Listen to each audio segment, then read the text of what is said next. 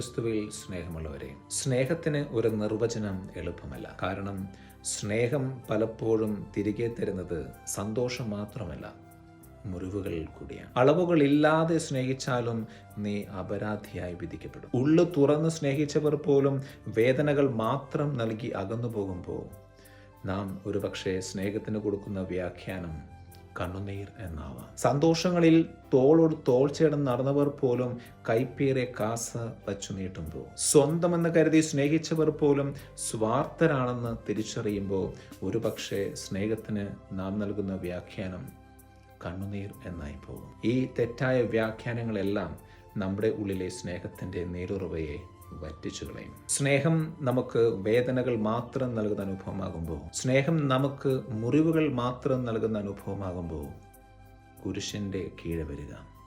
അവിടെ സ്നേഹം വേദനയും മുറിവുകളും മാത്രം നൽകിയിട്ടും ഒരു പരാതിയും പരിഭവമില്ലാത്ത ഒരാളെ നമ്മൾ കാണും. അപ്പോൾ സ്നേഹത്തെക്കുറിച്ചുള്ള നമ്മുടെ കാഴ്ചപ്പാടുകൾ മുഴുവൻ നമ്മൾ മാറ്റിയെഴുതും. സ്നേഹമെന്നാൽ ക്രിസ്തുവാണെന്ന് തിരിച്ചറിയും. ക്രിസ്തുവെന്നാൽ സ്നേഹമാണെന്ന് തിരിച്ചറിയും. ഈ നോമ്പുകാലത്ത് നാം ചെയ്യുന്ന എല്ലാ ചെറിയ ചെറിയ സ്നേഹപ്രവൃത്തികളിലും നാം നൽകുന്നത് ക്രിസ്തുവിനെ തന്നെയാണ്. അതുകൊണ്ട് ഈ ചെറിയ ചെറിയ സ്നേഹപ്രവൃത്തികൾ നമ്മളെ ക്രിസ്തുവാക്കി മാറ്റട്ടെ.